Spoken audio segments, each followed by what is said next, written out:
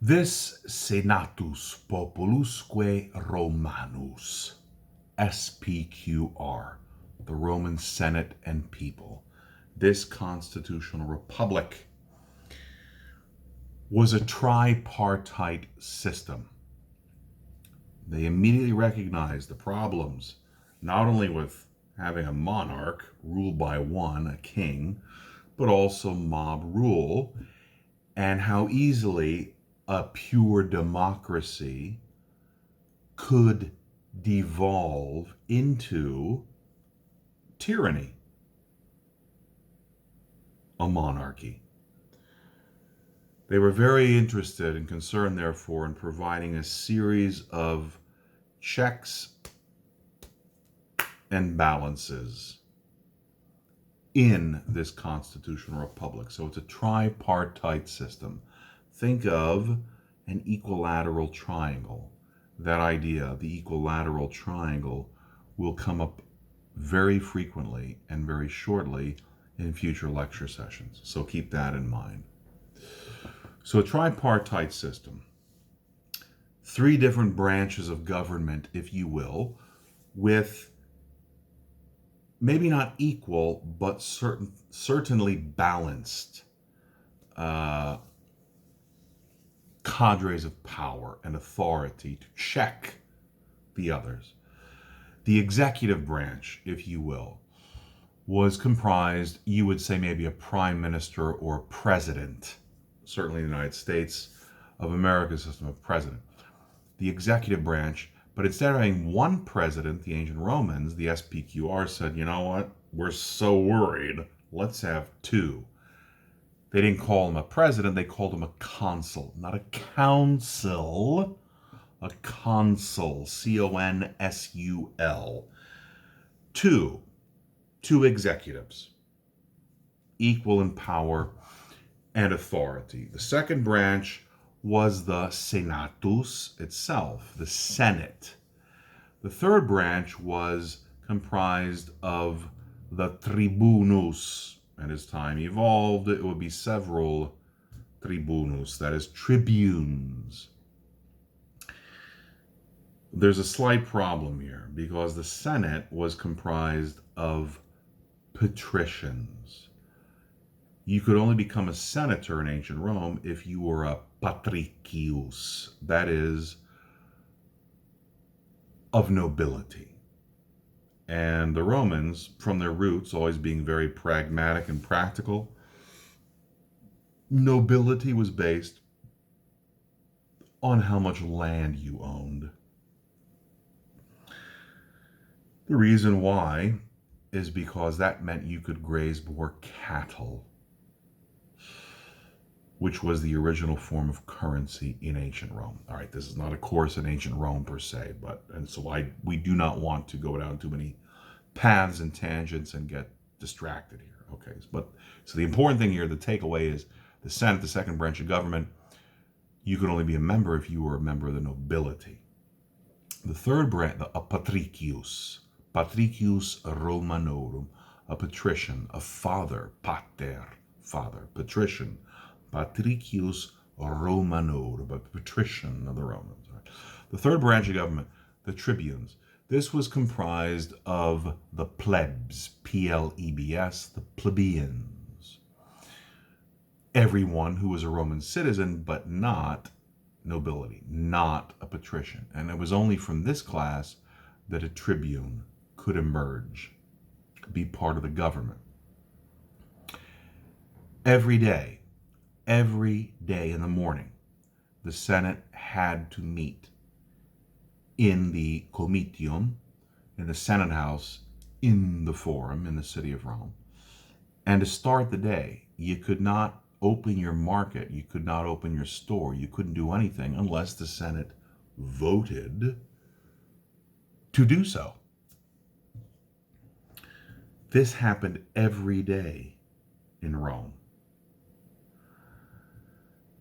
The tribunes, you might ask, well, if that's the kind of power they have, so if the Senate says we're not opening for the day, what does that mean? We're not opening for the day. That's a lot of power and authority.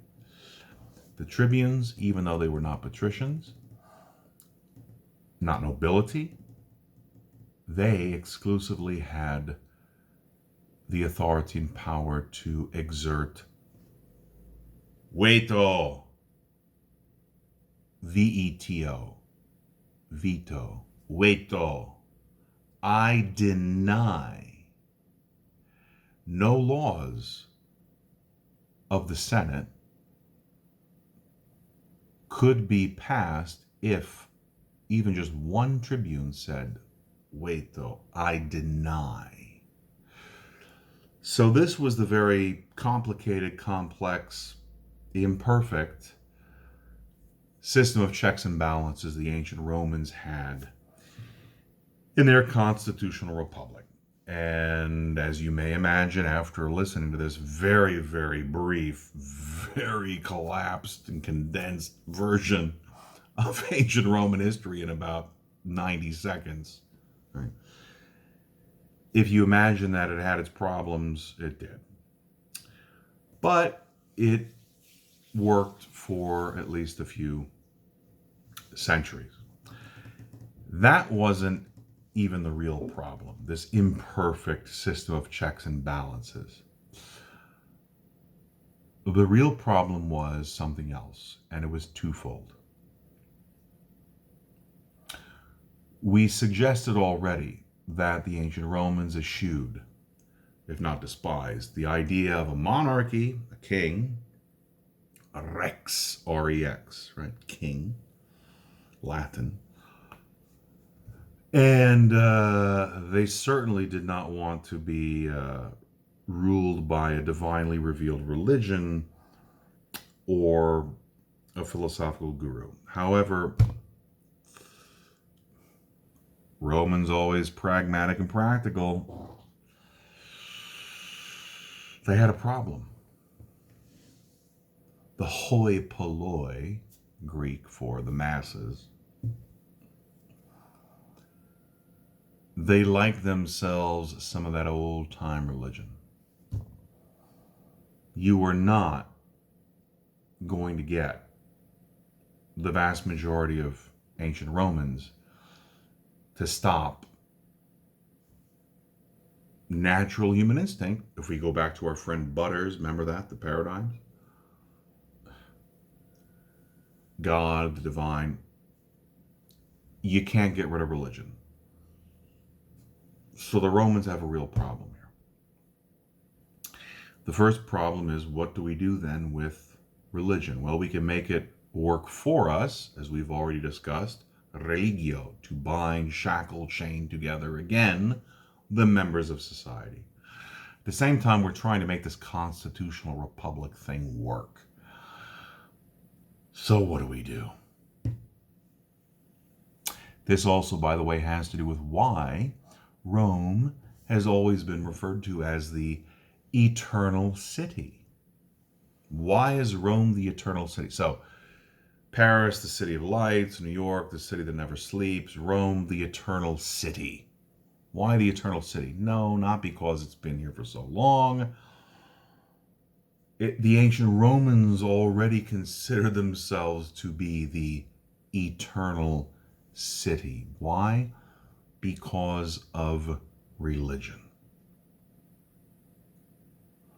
Romulus and Remus, I mentioned earlier, legendarily founded the city of Rome. Romulus and Remus, according to the legends at the time in ancient Rome, were descendants of the gods Mars and Venus, albeit via demigods, Rea Silva, etc., but therefore, Rome, coming from Romulus, the word, the name Roma, from Romulus, descendant of the gods, Rome is divine. Rome is sacra, sacred. Therefore, what do you do with Rome? At least worship Rome, because Rome is divine. And if Rome is divine and sacred, Rome is eternal. That's why Rome is the eternal city. Okay? All right. So, these ancient Roman constitutional republicans, as they're trying to develop and preserve this constitutional republic of the SPQR, they say, well, we're not going to get rid of religion. So how are we going to fix or manage, manipulate, remember religio, religion, what it really means?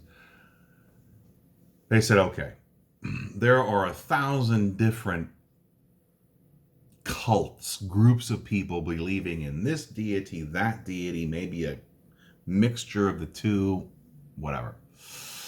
As long as this particular cultus, this particular cult, this particular group satisfies 3 things, then we will recognize that religious cult as a religio licita.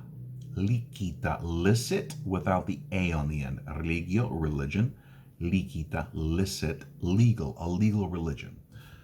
As long as they satisfy 3 requirements, we will recognize their particular cult as a religio licita, a legal, licit religion.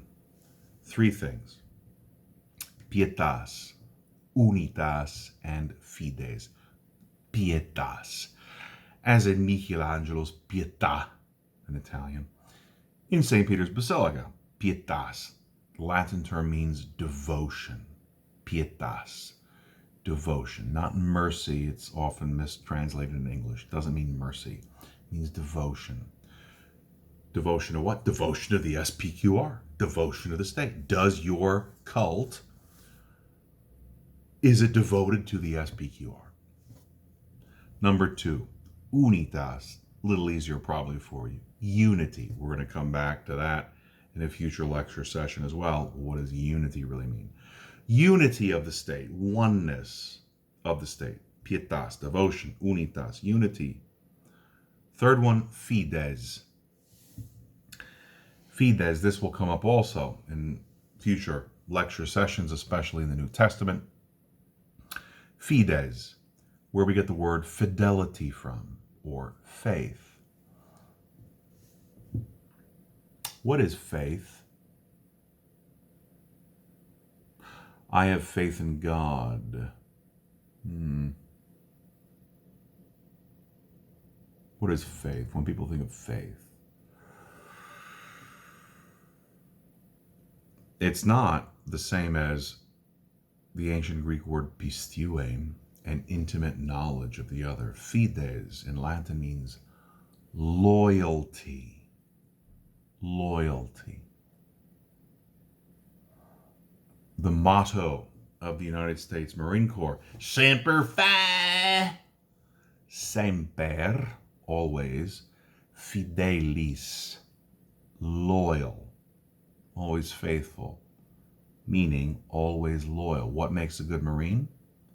Blind obedience. Blind obedience.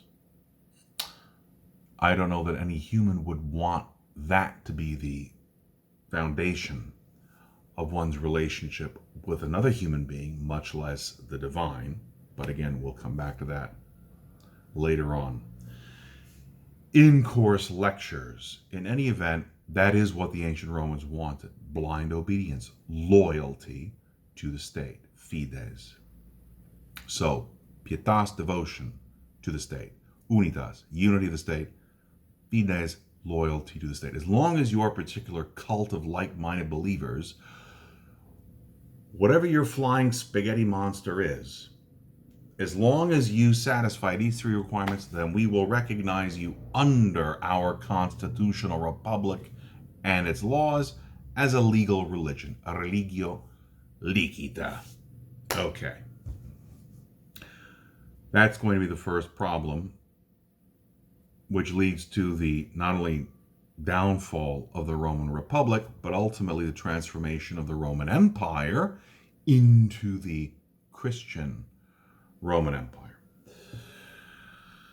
There were only a couple of times when the ancient Romans legally injected themselves into religious matters on a statewide level. The first time was in the year 186 BCE. 186 BCE, when they outlawed what were referred to as the Bacchanalia, or the rites of Bacchus in Latin, or Dionysus, in Greek, the god of wine.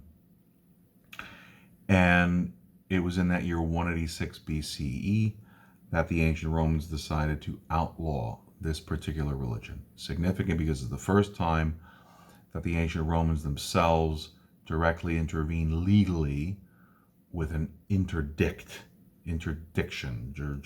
juridical imposition on religious practice.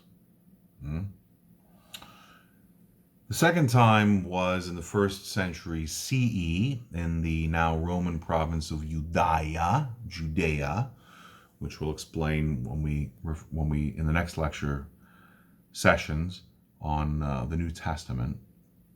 But the ancient Romans decided to also make interventions among the so-called Jews then at the time. The Jews could not worship the Roman gods, so how did they avoid the accusation that they were not maintaining pietas, devotion to the state, unitas, unity of the state, and fides, loyalty to the state? Well, the Romans came up with a clever ruse, if you will, or justification. Due to the antiquity of Judaism, predating the Roman legend for itself, how old Judaism was. That was one reason. The other thing, they increased taxes on the province of Judea. I hope you get that, follow that. All right, we don't have time to spend any further on that. Okay, so that's the first problem in ancient Rome, was the issue of religion. And for that matter, the ancient Romans already believed themselves to be eternal because they believed themselves to be divine, etc., etc. All right, so that's the first issue, is religion. The second problem, which would wind up leading to the downfall of the Republic and the transformation of the ancient Roman Republic into the Empire and the Christian Roman Empire, is something known as the Imperium. Imperium. Imperium. Imperium. From which we get the word empire or emperor.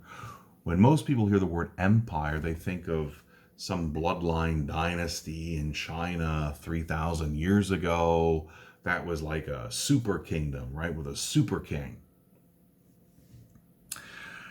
That's not what it was in ancient Rome. Imperium, Latin term, was a very important mechanism within ancient Roman law. The term means full power. Full power.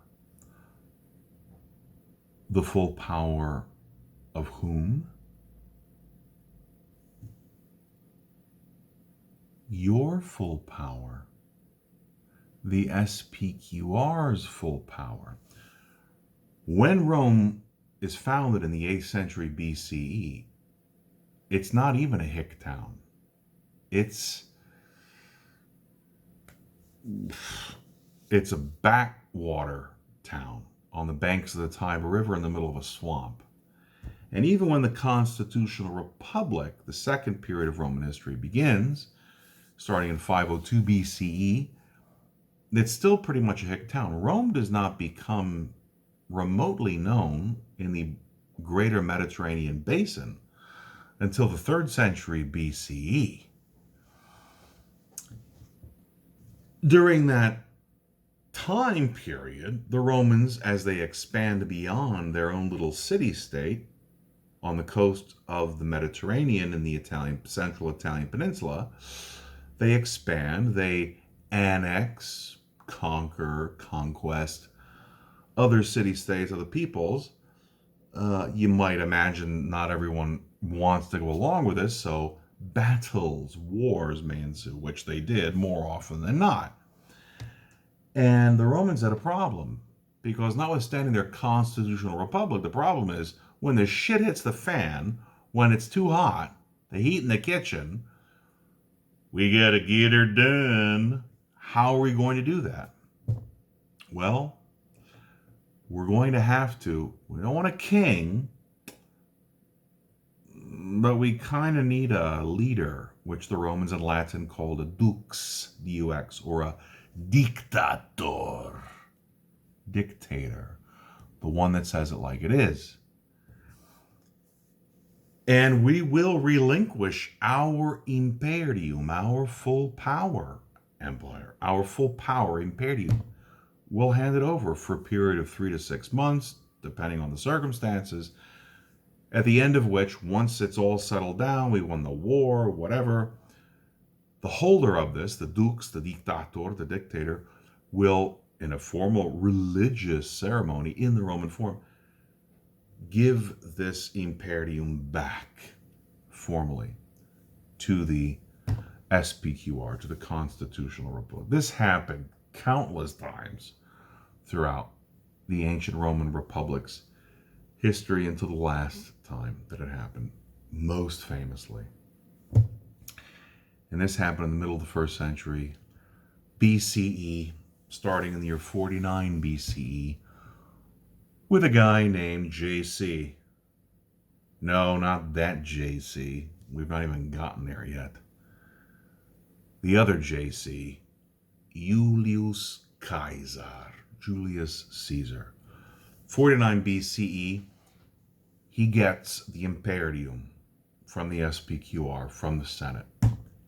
And unprecedentedly, in the ancient Roman Republic's history, he keeps getting reconfirmed year after year after year after year until the 5th year in a row,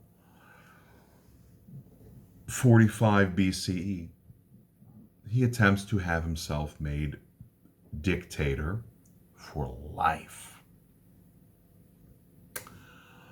Consequently, inaugurating the conspiracy,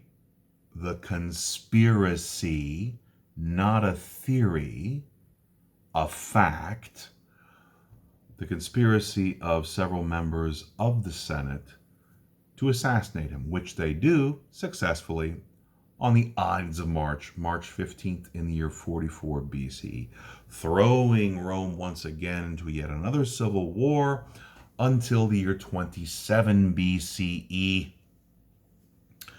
when Julius Caesar, who was not Rome's first emperor, he was Rome's last dictator. However, in 27 BCE, Julius Caesar's nephew and adopted son, Octavian Augustus, gets the imperium once again from the Senate,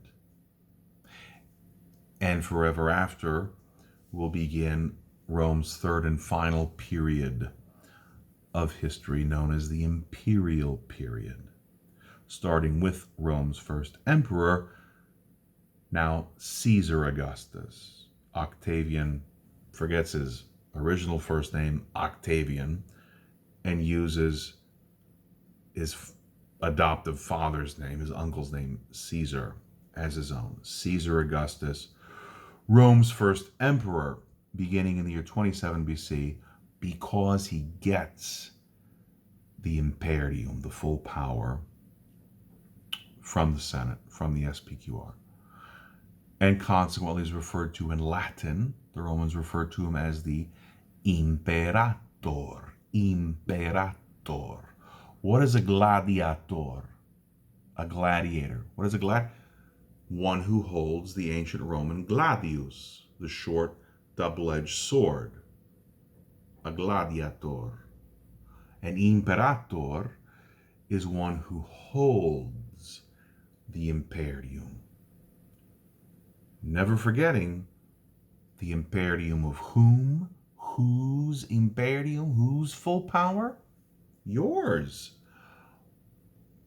But I'm going to protect it for you. Trust me. I'll do a much better job. So that's 27 BC, and finally inaugurating the third and final period here of ancient Rome's history, which will end ultimately in the year 476 CE, when the at least Western Roman Empire formally collapses, which we'll come to in a much later lecture session.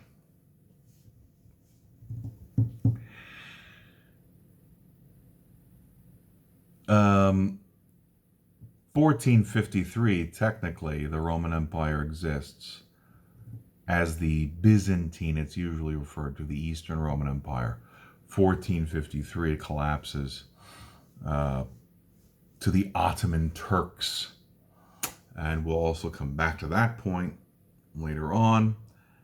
And the third moment, in terms of a religious, the Roman state intervening in religious matters, and this directly affects the Christians, is in the year 81 CE, when the emperor, at the time the Roman Emperor Domitian, he will declare the cult of the Christians as a religio illicita, an illicit religion, right? An illegal religion.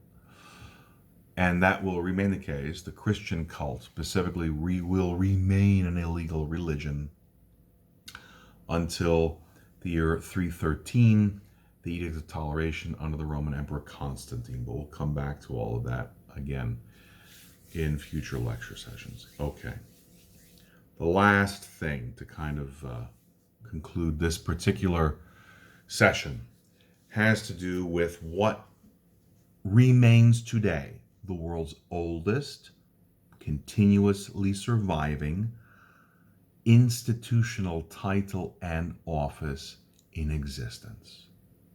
Anywhere, among any human civilization, the world over. And you also see this title, two words in Latin, emblazoned all over the city, usually abbreviated with two letters, PM,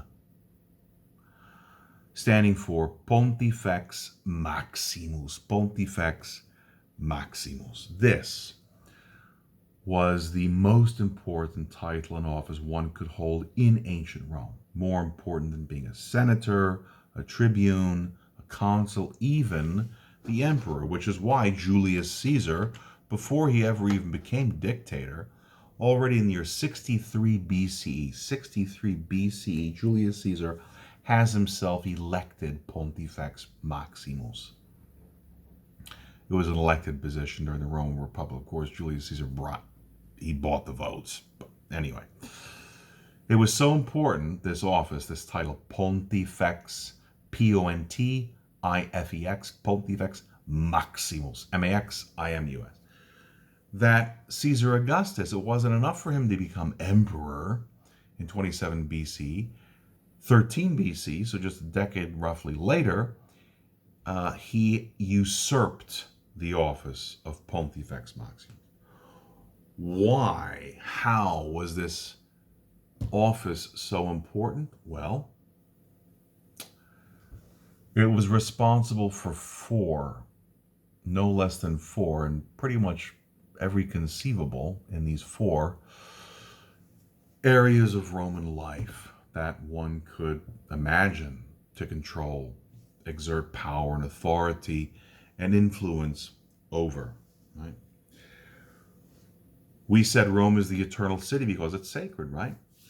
Well, let's say that one wishes to construct a bridge over the Tiber River that cuts through the heart of the city of Rome. Water, we already discussed in a previous lecture session the importance of water. Water takes on religious symbolism, a symbol of the divine, the eternal.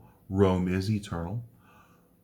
We want to build a bridge across a body of water, in this case the Tiber River, where we dare to disturb these sacred divine waters.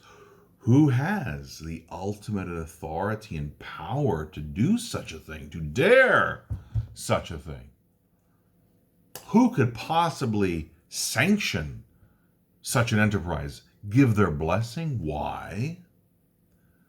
The Maximus, most awesome Pont Bridge Effects Builder.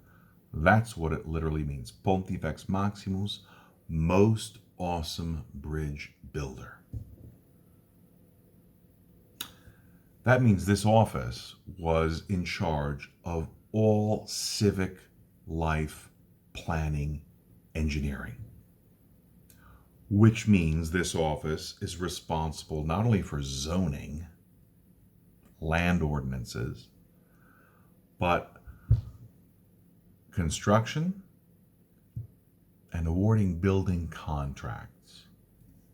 A lot of money. Okay. Number 2, who makes the determination whether this particular religious cult should be a legal or an illegal religion? Why, the most awesome bridge builder between the divine and humans. So this office was in charge of all religion. Thirdly, use, justice, law. In the system of the United States of America, we'll just say when a legal issue gets to the maximum height of the legal process, where does it go? To the Supreme Court. In ancient Rome, where does it go? The most awesome bridge builder among human members of society, the Pontifex Maximus.